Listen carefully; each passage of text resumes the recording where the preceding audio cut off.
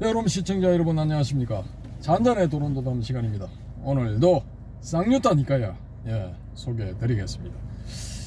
자, 이 1권을 제가 책을 잘못 갖고 오는 바람에 못 갖고 오는 바람에 2권을 소개해 드리겠습니다. 2권 해제 부분인데 이게 좀 이 내용이 해제 부분의 내용이 이게 좀 너무 현학적인 그런 그 설명으로 나올 수도 있거든요. 그래서 그런 부분 그냥 막 이 전재성 박사님은 이렇게 보시는구나 하고 넘어가시면 됩니다.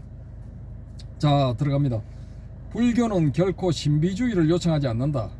불교적인 세계는 청량할 수 없는 불가사의한 초자연적 근원에서 나오는 것이 아니라 실제의 세계를 반영하는 그야말로 와서 보라고 할 만한 존재에 대한 경험적 체험에 의해 산출된다. 특히 그것은 마음과 세계에 대한 정신적 수행의 산물로서 인과적 과정의 작용에서 드러나는 것이다. 우주적인 인과적 과정의 세계를 불교에서는 법계라고 한다. 그러면은 우주적인 인과적 과정의 세계를 법계라고 하면은 제가 앞 시간에 말씀드린 그 화엄경의 중중무진 법계, 그거 뭐 우주적인 인과적 과정이네요, 그죠? 그러면 이거 연기법이라 할 수 있겠네요, 그죠? 예, 뭐 그렇습니다. 제 느낌은 무외 왕자가 말했다. 무외는 이거 뭐 두려움이 없다, 뭐 이런 의미입니다. 아바하이오 뭐 이렇게 되는데 아바이오 뭐라고 읽겠네요, 보니까 아빠이오라고 읽던가. 아무튼 뭐 이 왕자가 말했습니다. 세존이시여, 저는 전차를 모는 자로서 전차의 각 부품에 관해 잘 알고 있으며 전차의 모든 부속품들은 저에게 완전히 숙지되어 있습니다. 그러므로 그것들에 어떤 문제가 있으면 그것은 즉시 나에게 드러날 것입니다. 왕자여, 그와 마찬가지로 그들 왕족의 현자, 바라문의 현자, 제가의 현자, 사문의 현자가 질문을 준비해서 열에게 찾아와 질문하면 그것들은 즉시 열에게 드러난다. 왜냐하면 왕자여, 진실로 법계는 열에게 숙지되어 있으며 열에는 법계를 숙지하고 있으므로 그것들이 곧바로 열에게 드러나는 것이다. 이러한 법계는 인류 역사상 붓다에 의해 최초로 그리고 가장 궁극적으로 철저하게 통찰되었다. 뭐 최초라는데 저는 동의 안 합니다. 그리고 철저하게 통찰되었다, 이건 동의합니다. 붓다는 인과적 작용을 속성으로 하는 사물의 본성을 법성이라고 표현했다. 요거 좀 이렇게 숙지할 만한 내용이죠. 인과적 작용을 속성으로 하는 사물의 본성을 법성이라고 표현했다. 요게 이제 전형적인 초기 불교식의 사고방식인데, 이 대성불교에 있어서 특히 선종 같은 경우에도 뭐 이렇게 파악을 하고 있는지는 저는 좀 뭐라고 할까, 다른 의견. 일반적으로 저는 대성불교도고 선불교도라고 생각하는데, 저는 법성을 인과적 작용을 속성으로 하는 사물의 본성 뭐 이렇게 안 보거든요. 이런 측면도 있긴 있지만은 현상 넘어 본질, 이걸 법성이라고 보거든요. 해오름님은 어떻습니까? 네, 동의합니다. 동의합니까? 네. 예. 근데 이 철저히 이분들은 뭐 인과, 이걸 이렇게 깔고 있어야 돼. 인과를 안 깔면은 이게 안 되는 거야. 이게 연기의 속성이기 때문에, 대표적인 속성이기 때문에 항상 이걸 까는 거예요. 아무튼 뭐 본문 갑니다. 그러나 이러한 붓다의 심오한 진리는 역사적으로 많은 사람들에 의해 매우 다양한 해석학적 의미가 부여되었고 때로는 형이상학적으로 잘못 오해되기가 쉬웠다. 특히 부처님의 가르침에 대한 부파불교적이고 아비달마적인 많은 시도들은 결국 형이상학적인 찰나멸론이나 원자론 쪽으로 기울어지고 우주적인 세계를 이해하는 데 커다란 장애로서 작용하게 되어 대성불교적인 공사상이 체계화되어 스스로 비난의 대상이 되기까지 오랜 세월을 기다려야 했다. 참, 할 말은 많지만 넘어가겠습니다. 그러나 공사상은 연기사상을 더욱 심화시킨 공로는 있으나 옆으로 잠깐. 그런 식으로 이제 이게 포커스가 안 맞아진다니까. 그러네 보니까. 허리네. 그러나 괜찮다. 공사상은 연기사상을 더욱 심화시킨 공로는 있으나 지나치게 상대론적 의존관계를 강조한 나머지 구체적인 생성과 소멸의 인과관계마저 부정한 측면이 없지 않았다. 또한 그러한 공사상과 상보적으로 나타난 유식사상 또한 변개 소집성, 의타기성, 원성실성을 통해 법계에 대하여 심오한 해석을 부과했으나 모든 것을 순수한 마음으로 환원시킴으로써 실제와 연관된 사실의 세계를 관념화하는 경향이 있었다. 이러한 대성불교의 사상은 인과론적이라기보다는 나타나는 대로 모든 것이 진리라는 현상론자의 입장과 유사하다는 오해를 받기 쉽다. 오늘날 불교를 연구하는 많은 학자들조차 붓다가 가르친 인과적 과정의 세계, 즉 연기에 관해 종종 오해를 살만한 표현을 해왔다. 불교의 인과사상을 연구한 대부분의 서양 학자들, 예를 들어 케이스, 캐런, 울트라마르, 뿌생, 토마스 스체르바스키 등은 불교의 정형화된 인과사상을 단순히 괴로움의 이유를 설명하기 위한 것으로 보고 있다. 그러나 이러한 주장들은 부분적으로는 타당하지만 두 가지 이유에서 불합리성을 갖고 있다. 첫째, 불교에서의 괴로움은 법계의 해탈론적 속성으로 조건이나 조건지어진 연생이라는 사실적 세계를 반영하는 것이라는 사실을 간과하고 있다.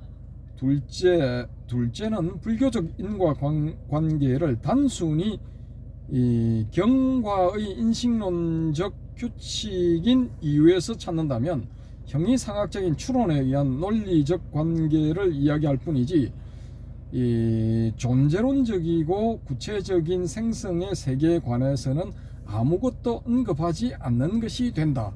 근데 저는 이거 타당하다고 보거든요. 이게 12연기 이런 게 존재론적이고 구체적인 생성의 세계를 말하고 있다라는 이건 저는 동의 안 합니다. 최소한 이거 초기불교에서 주장하는 것은 이런 거하고 거리가 멀고 오히려 존재론적이고 구체적인 생성의 세계에 관해서는 화엄사상의 사사무의 연기가 오히려 이걸 말하고 있죠. 초기불교에서는 이거 저는 아니라고 보거든요. 근데 이분은 초기불교에서 이거 하고 있대요. 아무튼 넘어갑니다. 이러한 모순은 불교적 인과관계를 단순히 논리적인 것으로 환원시키려 했던 우이 하쿠주와 같은 동양의 학자들에게서도 발견된다. 또 잠깐 이러겠다. 아니 그거 왜 그러는데? 잠깐 손에 힘이 쫙 빠졌어. 아니 이분은 명당 소개하는 거 보면 휙 보이십니까? 참. 아유. 그 버릇이 나와서 그런가 보다. 한편 불교를 연구한 또 다른 많은 학자들, 예를 들어 캐런, 코비, 피셀, 사예르 등은 불교적인 인과의 조건 연쇄를 상키아 철학과 비교해서 우주적인 진화 형식으로 설명했는데 이것도 역시 그들이 설정한 최초의 원리가 무명이 아니며 무명조차 조건지어진 것이라는 사실을 간과한 데서 빚어진 오해이다. 이러한 붓다 연기론에 대한 오해 가운데 가장 대표적인 것이라면 인과 연쇄는 본질적으로 괴로움의 설명에 불과하다. 그것은 우리에게 물리적 원인에 관해서는 아무것도 말하지 않는다라고 주장한 케이스 같은 학자의 견해일 것이다. 근데 이 서양 사람들은 이렇게 볼 수밖에 없어. 이 사람들은 실증적인 훈련이 다 이게 기본적으로 되어 있는 사람이기 때문에 뭔가를 이렇게 볼 때 그걸 기본적으로 깔고 본다는 거예요. 그러니까 그걸 제시를 하지 못하는 것은 못하기 때문에 당연히 그 사람들은 못한다고 보는 거예요. 그럼 당연히 이렇게 볼 수밖에 없어. 인과관계는 본질적으로 괴로움의 설명에 불과하다라고 볼 수밖에 없는 거예요. 인과 연쇄는 본질적으로 괴로움의 설명에 불과하다라고 볼 수밖에 없는 거고, 여기에서 주장하는 물리적 원인에 관해서 말을 하고자 하면, 아까 조금 전에 제가 말씀드린 이 화엄의 법계 연기 중에서 사법계 중에서 사사무의 법계, 그건 지금 양자 역학에서 나오는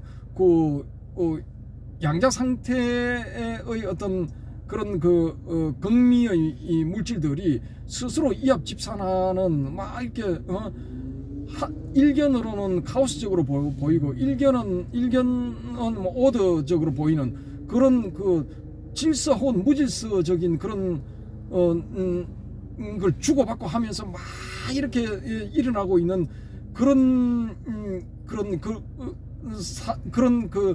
입자의 세계에서 소립자의 세계에서 펼쳐지는 그런 연기, 사사무의 연기잖아. 오히려 화음이 더 실정적으로 잘 설명하고 있는데 무슨 엉뚱한 소리 하고 있어요. 저는 일단 그렇게 봅니다. 자, 붓다와 불교의 제문화는 물리적인 인과관계를 포함한 과학적 인과론에 대해 관심이 없었을까? 불교가 우주적인 법성의 원리를 가르친다면 불교적인 인과론이 가장 과학적일 수 있지 않겠는가? 역사적으로 과학의 혁명은 17세기 서구에서 그 이전의 우주에 대한 신중심의 세계관을 뒤엎으면서 시작되었다.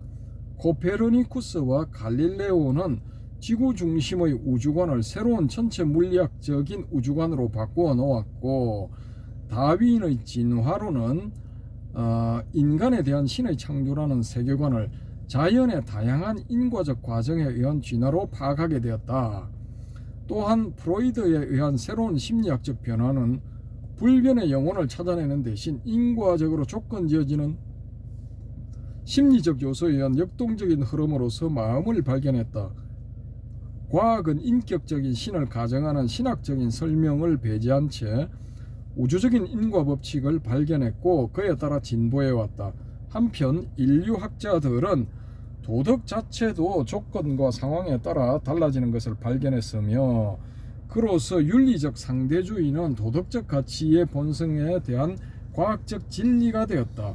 이러한 우주와 인간에 대한 과학적 설명은 신이나 자아와 같은 불변의 실체를 가져가지 않는 불교적 인과론과 매우 유사한 것이다.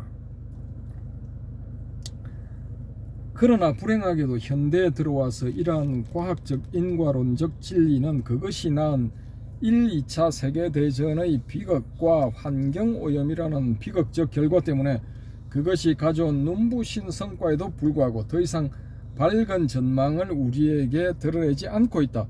물론 현대과학이 진보함에 따라 과거의 기계적이고 결정론적인 인과관계의 바탕을 둔 거친 유물론은 퇴조하고 있다. 특히 미시세계에서는 강한 인과적 결정이 부정되고 반드시 정신적이고 목적론적인 것이 배제되어야 할 필요가 없게 되었다. 이거 아닌데, 미시세계에서는 강한 인과적 결정이 부정되고, 인과적 결정 부분도 들어있는데 이거 반드시 정신적이고 목적론적인 것이 배제되어야 할 필요가 없게 되었다. 뭐 이런 측면은 있기는 있지만은 기본적으로 인과적 결정 이게 깔려 있는데, 아무튼 뭐 그렇습니다. 하이젠베르그는 우리가 관찰하고 있는 것은 자연 그 자체가 아니라 우리의 질문 방식에서 드러난 자연이다. 우리가 관찰하고 있는 것은 자연 그 자체가 아니라 우리의 질문 방식에서 드러난 자연이다. 삶의 조화에 대한 추구에서 삶이라는 연극 중의 우리는 관객이자 동시에 배우라는 사실을 결코 잊어서는 안 된다라고 말했다. 하이젠베르그가 이런 말을 했답니다. 그럼에도 불구하고 아직 자연과학적 인과론은 인간의 행위와는 아무런 관계도 없는 듯한 무도덕적인 우주를 다루고 있다. 여기에 아마도 과학에서 발견되는 인과론 자체를 반성적으로 다루어야 할 필요가 생겨나는 것이 아닐까. 붓다는 과학적 인과 관계를 배제하지는 않았지만 우주 자체를 전적으로 인간의 입김을 배제하는 무도덕적인 것으로 보지는 않는다. 그에게 도덕적이고 종교적인 현상은 신비적인 것이 아니라 원인과 결과의 법칙이 작용하는 윤리적 우주의 필연적 규결이었다.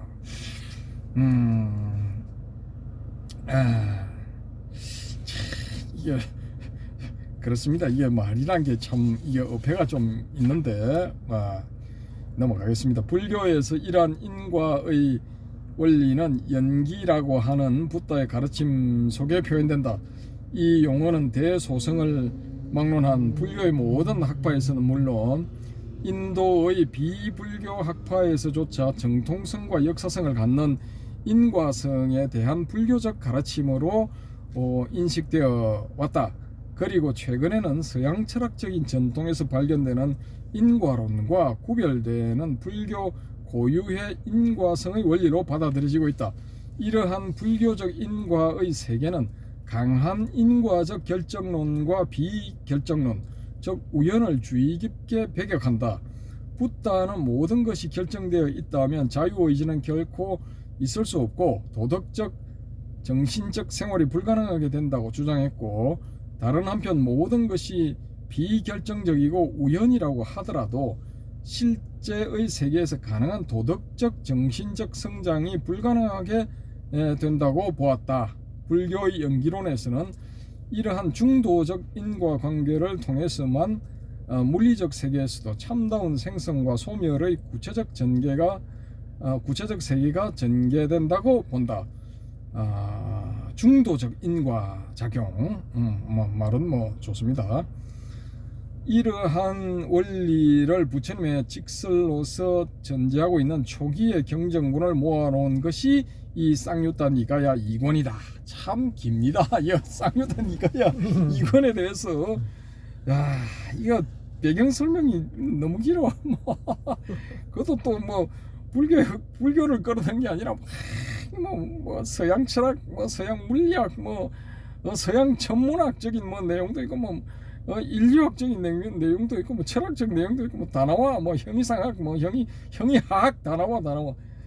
최초의 불교적 전통과는 동떨어진 서양의 현대 과학 철학자 중의 한 사람인 붕괴는 강한 인과적 결정론과 비결정론의 난점을 피하기 위해 비록 인과율의 타당한 영역이라도 그것을 중도적으로 제한하고 결정론과 우연론도 조심스럽게 인정하는 준인과론을 주장했다. 그는 근현대의 경험과학의 법칙과 이론을 연관지어 인과성과 현대과학이라는 저술에서 인과율은 전통적인 인과론자들이 주장하듯이 만병통치약도 아니고 그렇다고 논리 실정주의자들이 주장하듯이 버려야 할 신화도 아니라고 주장했다. 그는 인과관계는 휴մ 자신이 스스로 주장했듯이 관념의 문제가 아니라 실제적인 사실의 범주와 연관된 문제이므로 선험적이 아니라 경험적으로 다루어야 한다고 주장했다. 따라서 인과관계를 경험적으로 다루었지만 감각 인상만을 인정하여 인과관계를 순전히 논리적 필연성의 문제로 환원시키는 것은 휴м 자신의 자가당착이었을 뿐만 아니라 그 후계자들의 실수였다고 주장했다. 논리 실정주의 이후 인과관계는 논리적이고 언어 분석적으로 다루어졌지만 그 결과 하나의 신화로 전락해버렸다. 그래서 붕괴는 인과관계에 관해서는 존재론적 측면에서 경험적으로 다루어야 한다고 주장했으며 그 결과 그는 결정론과 우연론의 중도로서 다소 절충주의적이긴 하지만 주운인과론적 입장에 도달했다. 그런데 그의 주운인과론은 보다 포괄적으로 다루어진다면 붓다의 그것과 매우 유사한 것이다. 그는 휴머의 인과율에 관한 공식인 만일 C이면 언제나 E이다와 E이다의 산출성의 원리인 만일 C가 생겨나면 그것에 의해 언제나 E가 생겨난다를 부가하여 구체적인 존재론적 생성의 세 개의 인과관계를 정초시켰다. 아, 어렵다 진짜. 어려워. 너무 현학적이다. 근데 이거 뭐야? 초기불교도 다 이런 식이야. 용어 자체가 굉장히 현학적인 용어고 개념적. 설명도 현학적이야. 그러니까 이거 뭐야? 이 머리 아프다, 머리 아파. 아유, 그걸 다 쳐버린 게 있잖아. 반야심경 다 거부해버리잖아. 그 반야심경에 나오는 원리 전도 몽상의 몽상이라는 게, 예? 그게 잘못된 생각, 이게 중생이 근본적으로 세계를 잘못 보는 것일 수도 있지만은, 제가 보기에는 뭐냐면은, 반야심경의 저자는, 반야심경을 만든 저자는, 이 초기 불교에서 주장하는 제시해놓은 열반에 이르는 길이라고 제시해놓은 사성제 5온 12조 18개 12연기 뭐 기타 등등 이런 것들이 이게 다 몽상이라고 보는 거예요. 이게 전도된 몽상이야 이게. 반야심경의 저자가 봤을 때는 그런 것들이 전도된 몽상이라니까. 그러니까 초기 불교주의자들이 초기 불교를 이렇게 초기 불교만이 불교의 이 완전하고 이 아무 하자 없는 그런 그 붓다의 말씀이라고 보는 사람들은 이런 식으로 설명할 수밖에 없는 거야 이게. 설명 자체가 현학적으로 흐를 수밖에 없어. 물론 이거 대성불교 한 사람들 중에도 그런 사람들 있기는 있죠. 화엄에 가면 현란한 그런 설명이 나오죠. 십편문 같은 거 뭐 그런 게 좀 현란하긴 하지. 근데 알아먹을 수는 있어. 제가 뭐 대성불교를 좋아해서 그런지는 모르겠지만 알아들을 수 있다고. 근데 이거 좀 거시기하잖아. 그리고 초기불교에 나오는 것도 이제 이 용어에 대해서도 하나하나 검토를 할 건데, 이게 초기불교를 좋아하시는 분들, 그런데 익숙해 있는 분들은 그게 참 뭐 딱딱 와닿지. 뭐는 뭐다, 이건 이렇고 저건 저렇다라는 게 명확하게 딱딱딱딱 떨어지니까 그렇지. 근데 대성의 공사상 같은 경우에는 뭐 이것도 공이고 저것도 공이다 하는데 공이 뭔지 정확하게 제시를 못하지. 두루뭉술하지. 근데 그 공은 본인이 느낄 수밖에 없어. 실증적으로 자기가 실체험을 할 수밖에 없다고. 실체험 못하면 공이 뭔지 몰라. 알 수가 없어. 그게 대성불교라. 대성불교는 실체험을 전제로 하는 거야. 근데 이 소성불교, 뭐 특히 이거 초기불교 쪽, 초기불교 시작해서 부파불교 갔으니까 그걸 뭉뚱그려서 소성이라 하잖아. 초기불교는 용어 설명에 너무 포커스를 맞춘다고. 그 자세하고 정확하게 설명을 해내야 된다는 그런 강박관념에 빠져 있다고. 그 소위 말하는 이거 초기불교의 논사들, 이런 사람들이. 왜 그런데 빠져야 되는데? 그보다 더 중요한 것은 기본적으로 자기의 실체험이 있어야 그게 이해가 되는 건데. 이게 참 이게 큰 차이점이 있는 게 출발부터 이런 차이점이 있어요. 아무튼 뭐 그렇고 본문 또 갑니다. 이러한 원리는 붓다가 초기 경전의 조건적 발생, 즉 연계의 원리를 설명한 만약에 이것이 있으면 곧 저것이 있다. 자, 이제 불교에 대한 거 나옵니다. 만약에 이것이 생겨나면 곧 저것이 생겨난다. 약, 유, 차, 적, 유, 피. 약, 유, 차, 적, 유, 피. 약, 생, 차, 적, 생, 피의 원리와 너무나 유사한 것임을 알 수 있다. 이미 붓생은 이러한 서양의 과학적 인과론과 불교 사이의 유사성에 관해 고대의 황색 법의를 입은 성녀들에 의해 만들어진 이론은 인간에 대한 현대적 이론들, 휴미나 트레인 같은 많은 과학자들의 이론과 아주 가깝게 일치한다고 말했다. 그러나 불교 연기론에서는 과학적 인과론에서 단순히 반사실적 조건문으로 취급되는 만약에 이것이 없다면 저것이 없으면 만약에 이것이 소멸되면 저것이 소멸된다의 원리가 인과율의 공식 속에 포함되어 있다. 초기 불교에서 그것은 인과의 의존성을 강화시키는 원리만이 아니라 사실적인 조건 연서의 소멸에 적용되는데 자연과학적 인과론에서는 사뭇 다른 독특한 특성을 드러내주고 있다. 그것은 불교적 인과관계가 물리적 현상을 고립시켜 다루는 것이 아니라 도덕적인 것을 수반하는 정신물리적 전체의 인과를 해탈론적으로 다루기 때문에 생겨난 것이다. 야, 이 말을 이해하는 것도 무지하게 어려워. 아무튼 바로 인과성의 원리가 수반론적으로 확대되어야 할 필요성이 생겨난다. 그래서 바로 사성제의 원리가 성립하는 것이다. 뭐, 알겠습니까? 이래서 사성제 원리가 성립한다는데. 이러한 초기 불교에서의 인과 원리는 부수적으로 과학 철학이 당면하고 있는 무도덕적 인과율의 위기를 해소하는 데 공헌할 수 있다.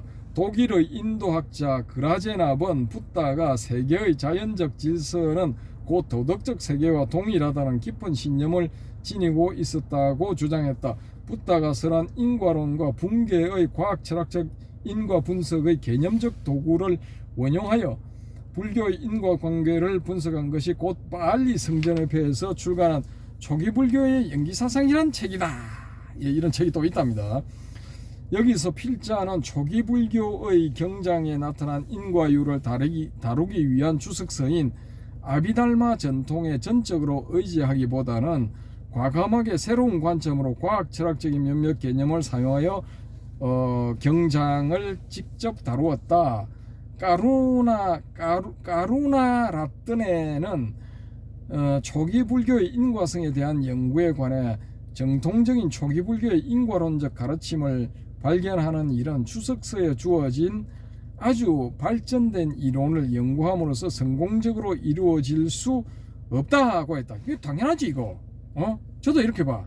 이거 아비달마 대비바서론, 뭐 육종론, 뭐 발지론 이런 거 보면은 뭐 자세하게 머리카락 홈파트지 설명 나오겠지. 근데 그런 거 해가지고는 이걸 정확하게 이해 못한다니까. 진정한 역사적 방법은 빨리 경장에 나타난 가능한 초기 불교적 인과론을 연구하면서 주석서의 해석을 될 수 있는 대로 최소한으로 반영하는 것일 것이다 라고 언급한 것은 필자를 매우 고무시키는 일이었다. 저는 여기 동감.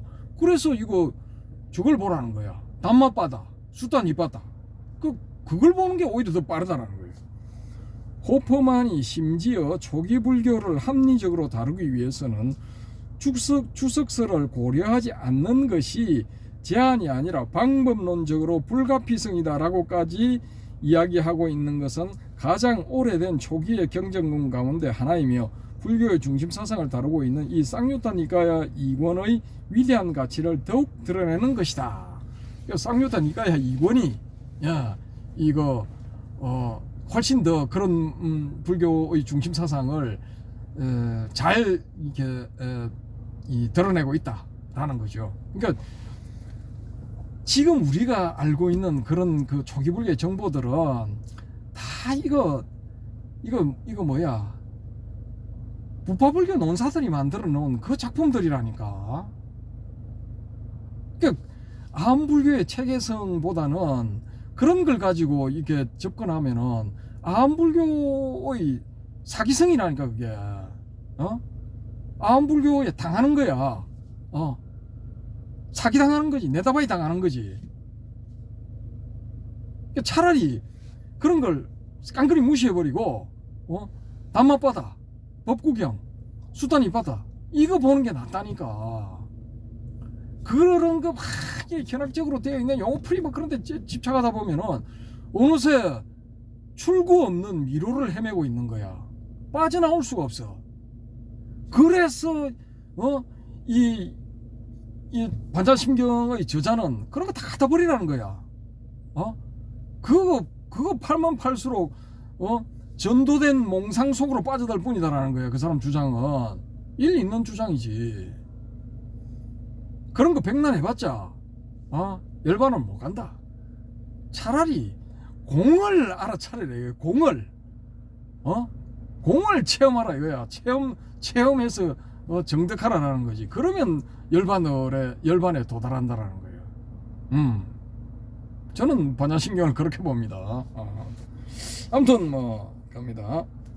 그 반야신경 부분에 나중에 반야신경 빠뜨릴 수가 없으니까 산스크리트 원문 대조해 가면서 자세하게 한번 보도록 하겠습니다. 자, 이 쌍유타 니까야 2권은 제12 쌍유타 인연으로 구성되어 있다. 인연 쌍유타는 12연기의 인과 관계에 대한 설명과 비유로 구성된 93개 경전의 모음이다. 초기 경전 가운데 부처님의 핵심 사상인 연기설을 설명하고 있는 경전군으로 철학적으로 가장 중요한 압권이다.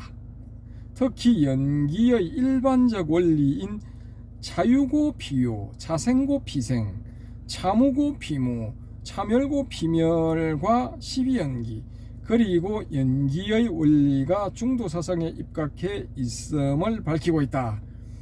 특히 초기 경전에서 붓다가 제시하는 중도사상은 대성불교에서 용수가 제시하는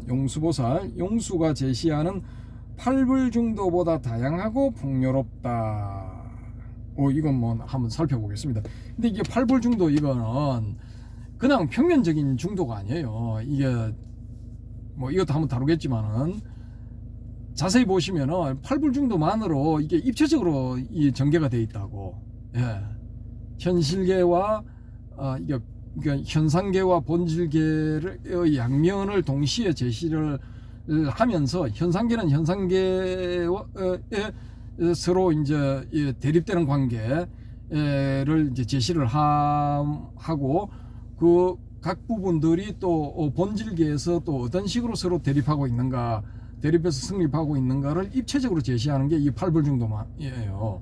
그러니까 팔불중도는 그 8개에 대한 그 구절을 비유, 비무, 불상, 부단, 불생, 불멸 이런 식으로 쭉 나오잖아요, 그죠? 그거 자체만으로 딱 보면은 그게 딱 온다고, 그게 와야 돼. 그걸 모르면은, 그걸 파가지 못하면은 중론을 앞으로 외우고 뒤로 외우고 아무 소용 없어. 저는 그렇게 봅니다. 그리고 거기에 보면은 자기가 붓다에게 왜 경배할 수밖에 없는가에 대해서 설명을 하는데 연기를 깨닫고 설명하신 붓다 이렇게 나와요.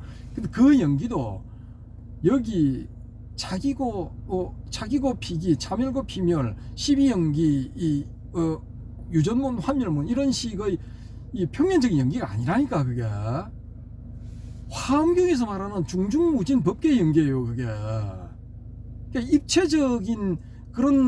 입체적으로 펼쳐지는 그런 연기를 설했기 때문에 그런 연기를 설한 붓다에게 경배할 수밖에 없다라고 용수가 이야기를 해놓은 거라고요. 그게 답답한 양반들아. 거기에다가 그 연기가 12연기고 그냥 차기고 피기, 차멸고 피멸이다 인 것이다 라고 하면은 좀 당신들 백날 해봤자 아무 소용 없다니까. 소득이 없어. 그리고 그 뒤에 가면은 12연기 이렇게 언급해 놓은 부분도 있어. 있는데 그걸 항상 이 불교의 경전도 그렇고 이거 주요한 이렇게 논스다 하는 것들도 그렇지만 그 표현되어 있는 언어를 넘어서 있는 걸 볼 줄 알아야 그걸 캐치해낼 수 있어야 돼. 그냥 문자 그것만 이렇게 본다면은 모르는 거야. 알 수가 없어. 그걸. 저는 그렇게 봅니다. 예.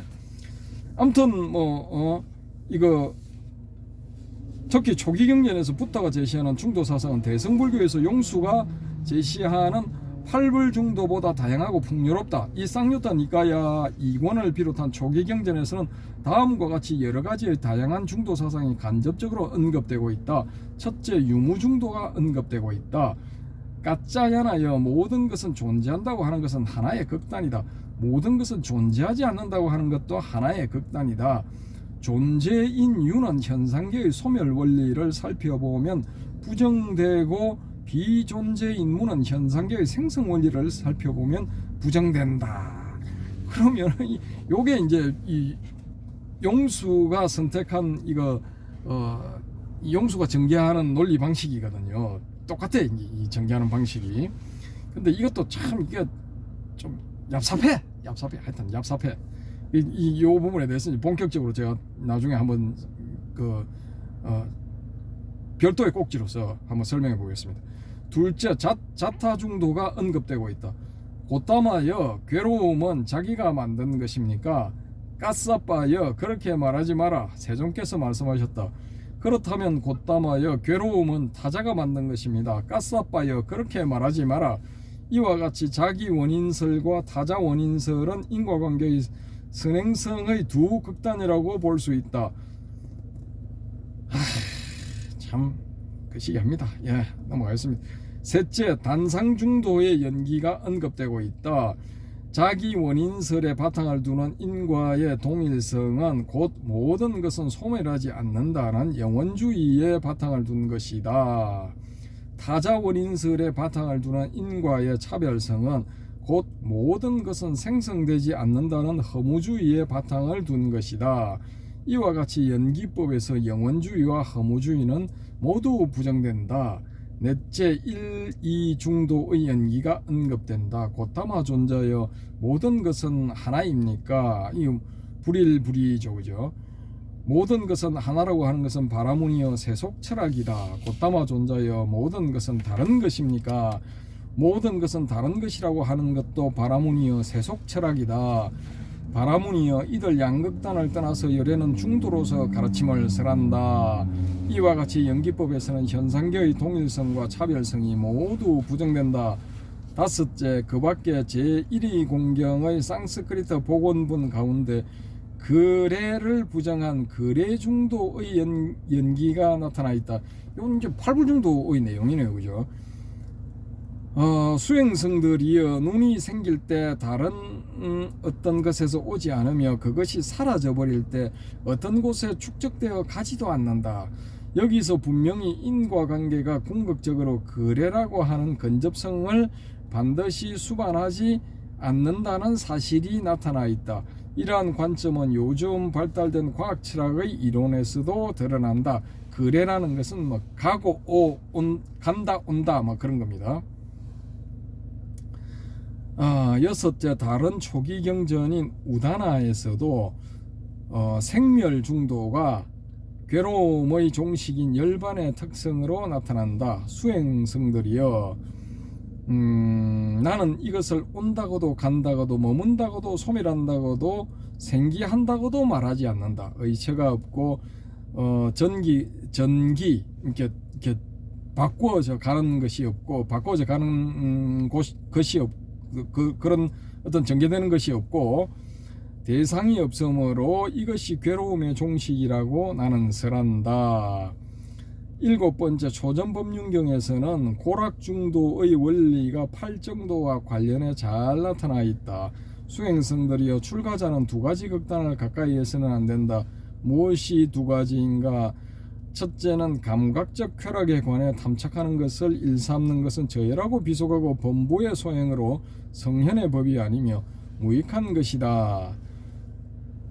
두 번째는 스스로 괴롭힘을 일삼는 것은 괴로운 것이며 성현의 법이 아닌 것이므로 무익한 것이다. 수행성들이여, 열애는 이 두 가지 극단을 떠나 중도를 깨달았다.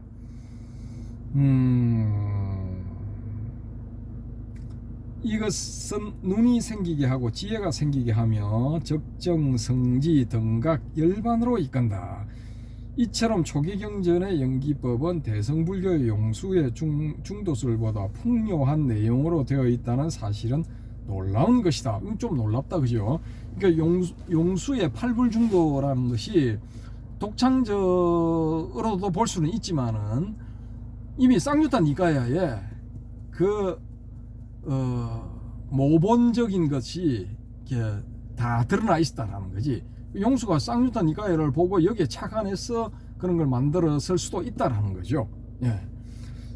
자, 이렇게 해서 이제 이 해제 부분이 끝납니다. 철학 박사 전재성 해서 이제 끝났는데, 여기 이제 마지막 부분에 대해서 제가 다시 한번 읽어드릴게요. 스스로 괴롭힘을 이제 수행성들이 여기부터 다시 한번 이게 말씀을 드리고, 여기에 대해서 제가 이제 코멘트를 한번 해보겠습니다. 수행성들이여, 출가자는 두 가지 극단을 가까이 해서는 안 된다.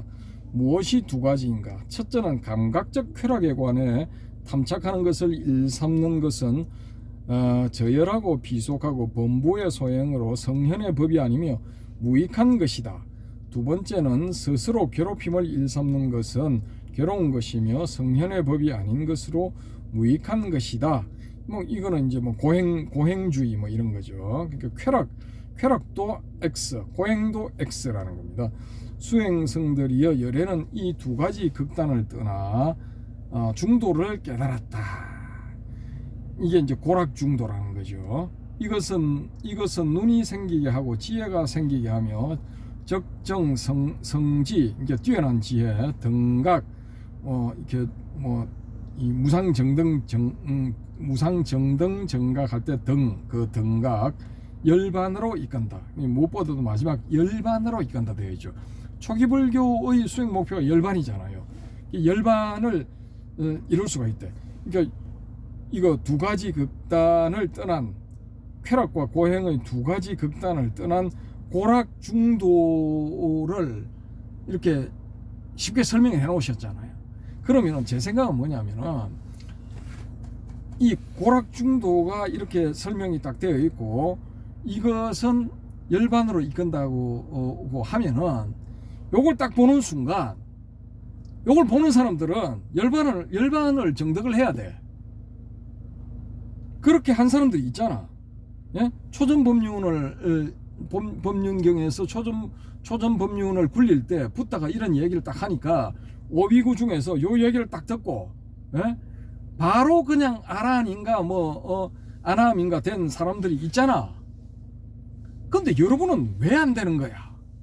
초기 불교를 달달달달 외워가면서 막 빨리를 유창하게 구사를 하면서 막 이렇게 설명하시는 여러분은 왜 안 되는데 그게? 난 무척 궁금하다 이거야. 그게 돼야 되잖아. 경전이 진실이고 진리라며. 그러면 그게 돼야 되는 거지. 그게 안 되면은 이게 사기잖아 이거. 안 그렇습니까? 맞습니다. 내 말이 틀린 말은 아니죠. 근데 왜 안 되는 거야?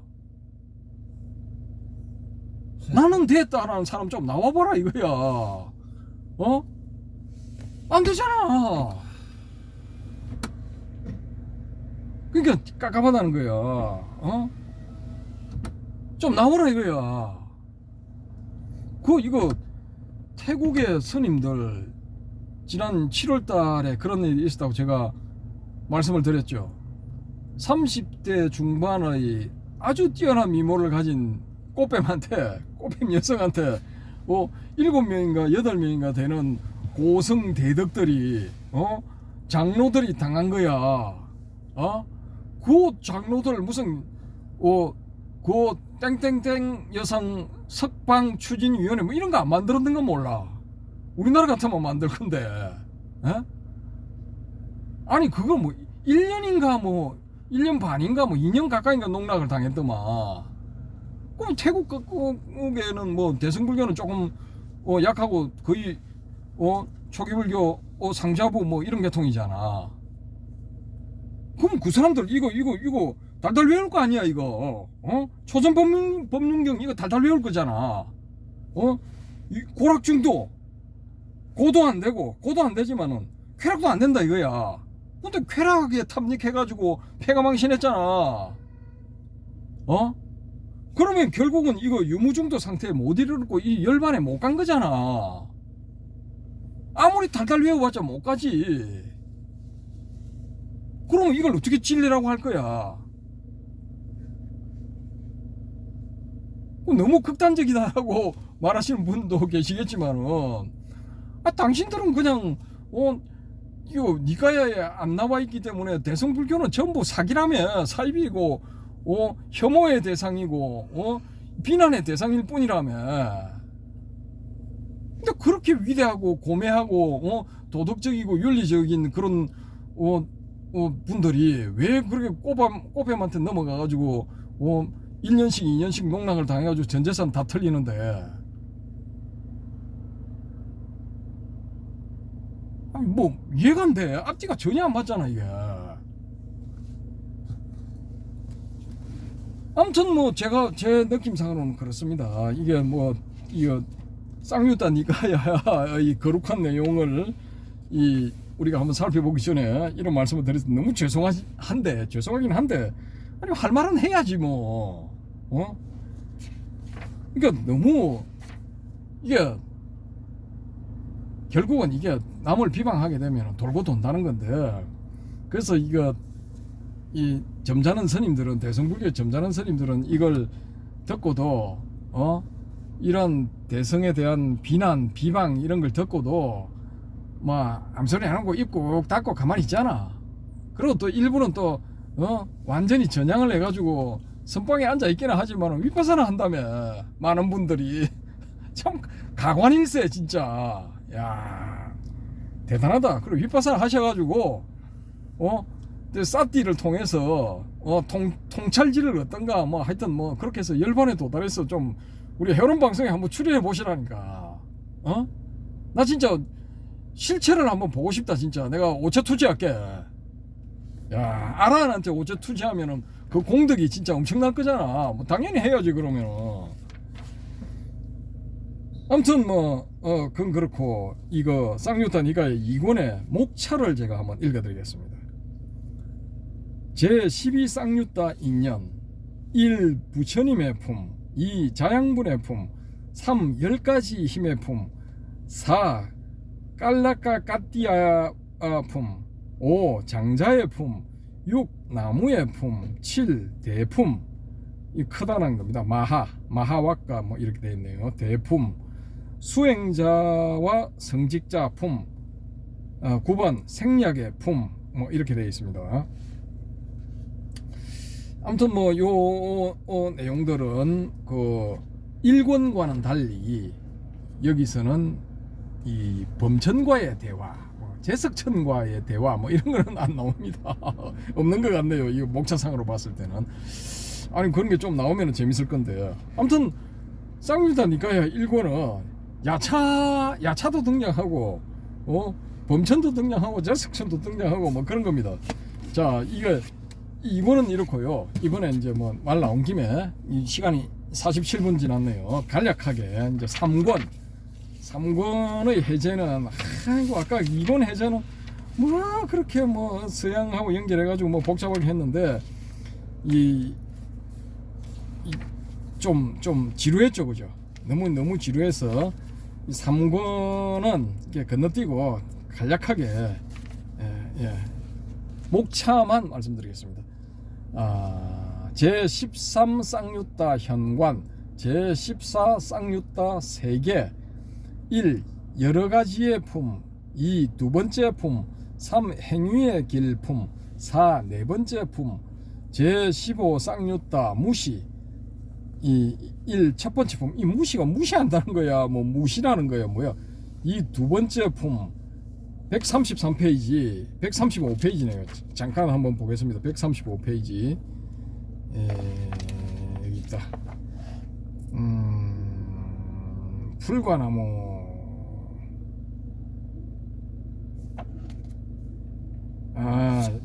시작이 없다라는 거네요. 이렇게 되어 있습니다.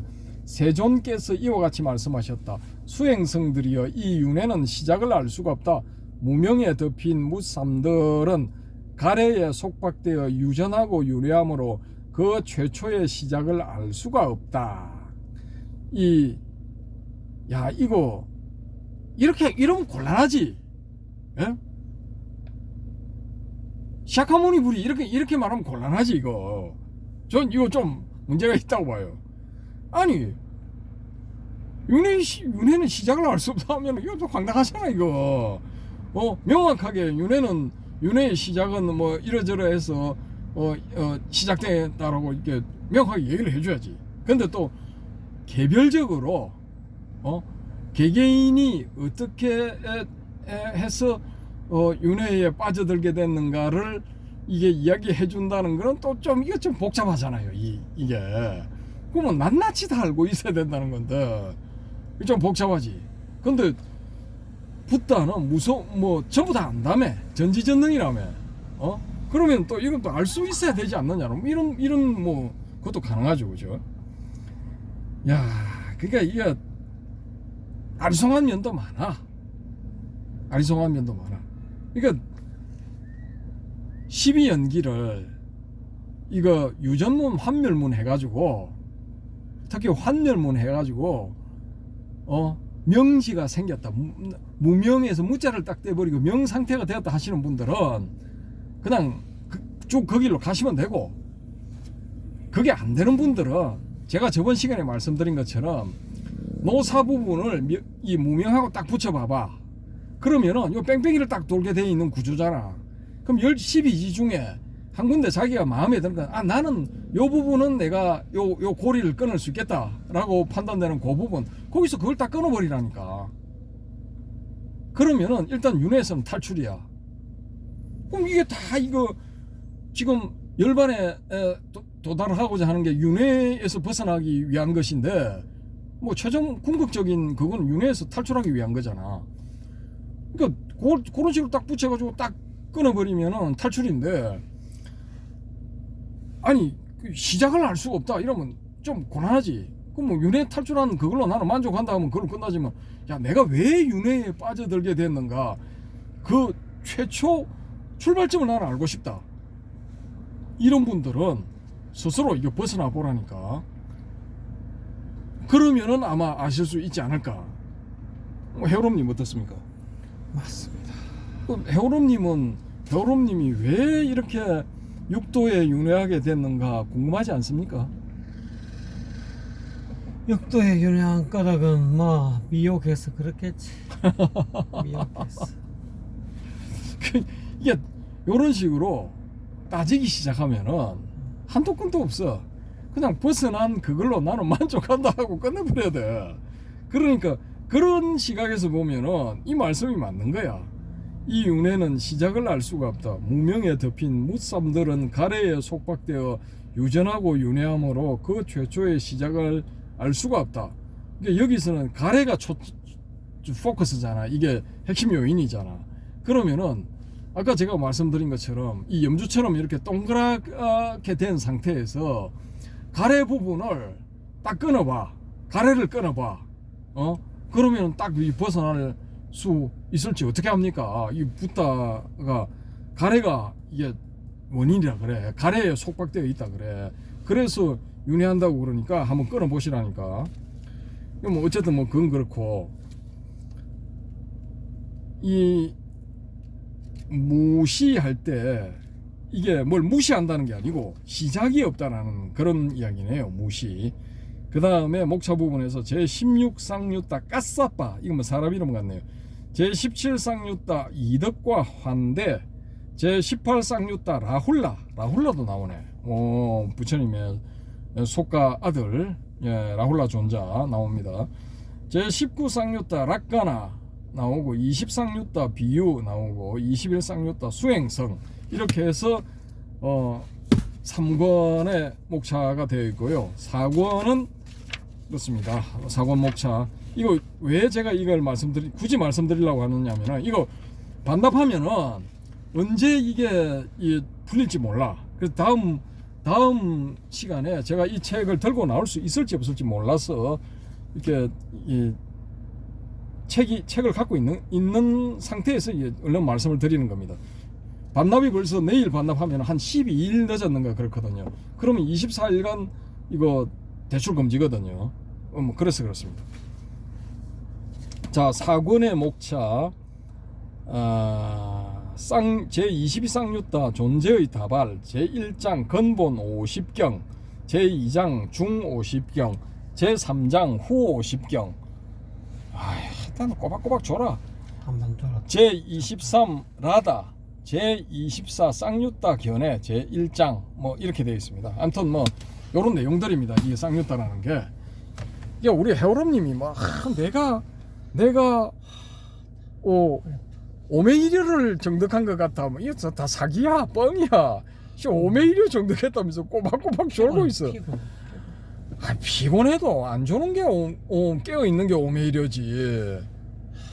내가 들기만 하면 이게 포커스가 안 맞아. 앉아갖고 잠수하는 것도 아니고 뛰어돌아다니면서 여러 가지 일을 하니까 피곤하지. 그럼에도 불구하고 깨어 있어야 그게 진짜 오메이류지. 아무튼 뭐 이거 쌍유타니까야 이렇습니다. 그 제가 이게 너무 분량이 방대하기 때문에 일일이 다 할 수는 없고 보고 이제 이거 좀 중요하다 싶은 이런 부분들만 짝짝짝 이렇게 체크를 해서 말씀을 드리겠습니다. 앞 시간에 말씀드린 이거 꺼주세요. 불 꺼주세요. 앞 시간에 말씀드린 그 스카모니가 깨달은 내용, 무엇을 깨달았나 그 부분에 연결될 수 있는 경들이 좀 있거든요. 그 중에 하나가 뭐냐면은 심사파숲경이라는 겁니다. 그 심사파숲경은 버전이 두 가지가 있거든요. 한 가지는 뭐냐면은